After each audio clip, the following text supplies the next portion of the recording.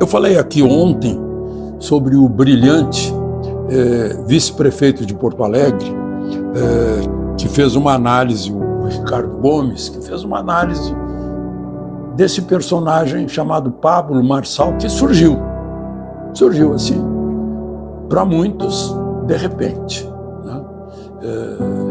Minha mulher já conhecia ele, eu não conhecia, fiquei sabendo da existência dele em maio, quando ele foi um dos doadores, fortes doadores, para os desabrigados das enchentes do Rio Grande do Sul. Eu tenho um amigo em São Paulo, que é um advogado conhecido, que há um mês não sabia quem era, me perguntou quem era. Estava lá em São Paulo. Passou a se interessar. Foi de repente. E agora está aí o Pablo Marçal no topo das pesquisas. Bom, aí eu falei da análise feita pelo prefeito de Porto Alegre, vice-prefeito de Porto Alegre, e agora eu vejo uma análise também muito lúcida, como tudo que ele escreve, do José Roberto Guzzo, na Revista Oeste. Aí eu anotei aqui algumas coisas, né? Esse fenômeno político que invade, ele é um intruso nesse cartório que é a política brasileira. Está cheio de intrusos aí. Né? O Van Hatten, muita gente. Melhor não citar Nicolas, Geyer, esses jovens que estão aparecendo aí, Zucco, de outros estados. Tem muitas novidades. De gente que está se intrometendo no sistema. E o sistema está dizendo, não cheguem, isso é nosso. A política é o nosso negócio. Quando me convidaram, e não foi só uma vez, para entrar na política, eu dizia, eu não tenho altruísmo suficiente para entrar na política. Porque quem entra na política é para se doar, para se dar. Fica longe da família, fica longe dos seus interesses particulares, esquece os seus interesses particulares, perde dinheiro, perde patrimônio para se doar, para trabalhar para os outros. É assim que eu vejo a política. Só que eu também sou um estranho nesse cartório, né? Por isso não entrei. Mas, enfim, o Guzzo está dizendo que o sujeito não tem tempo de televisão, não tem partido, pegou um partido aí, mas ele não tem partido. E, no entanto, está lá no topo. É o mais falado numa eleição que parece eleição para presidente da República, que é a eleição para o município mais importante do país. Né?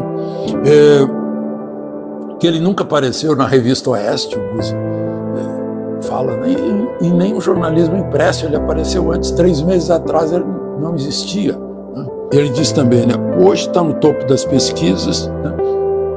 E eu vejo, tal como o Bolsonaro, quanto mais bate, ele mais cresce. Aí está todo mundo batendo nele.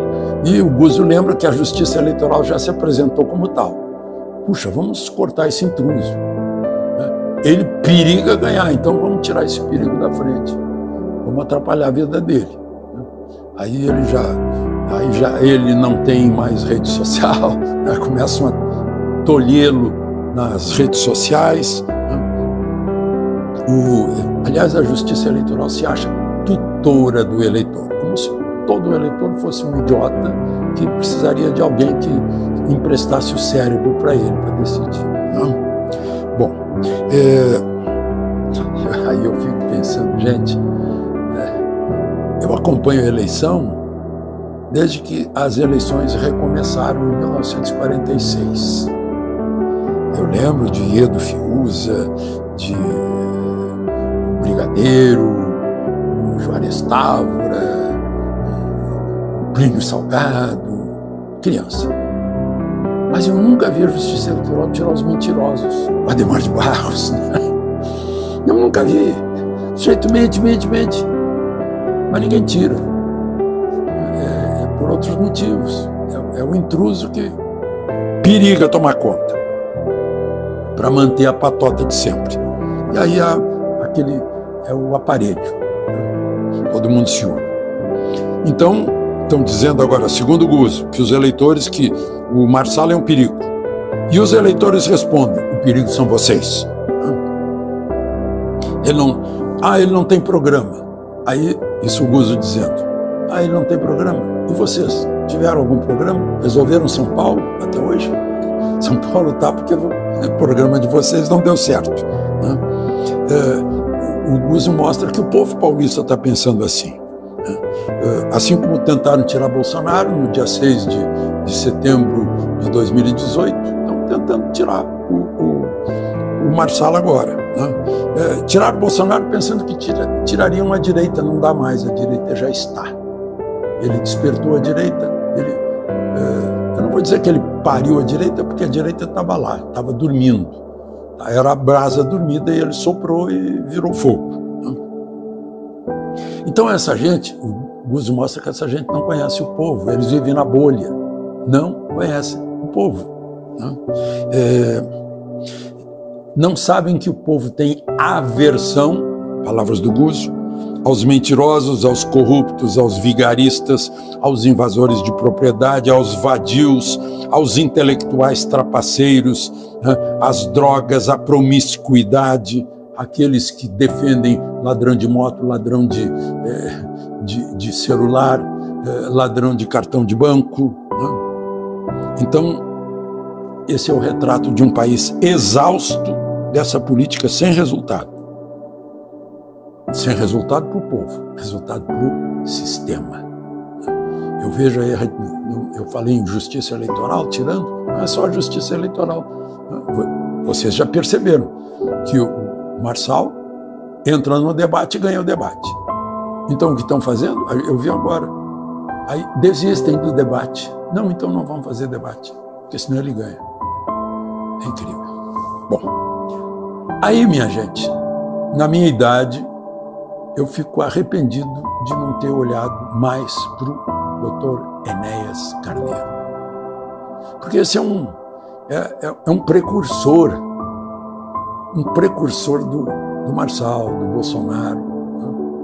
Dr. Enéas. Veio trazendo as coisas.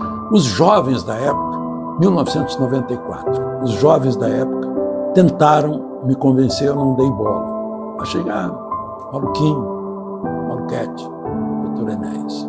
Pois olha aqui, Dr. Enéas, em 2000, foi candidato a prefeito de São Paulo. Recebeu 3,5% dos votos. Em lugar dele, os paulistanos elegeram Marta Suplicy. 1994, ele foi candidato a presidente da República. Ele só perdeu para Fernando Henrique e para Lula. Gente, ele ganhou do Brizola e ganhou do Quércia. Ficou em terceiro lugar. Candidato a deputado federal em 2002, ele fez 1.570.000 votos. O que ele não tinha, que não conseguiu? Ele ficou nas mãos dos grandes jornais, das grandes televisões, das grandes emissoras de rádio. Cortavam, ele não tinha chance, não tinha rede social. Aí ele ficou isolado, desconhecido.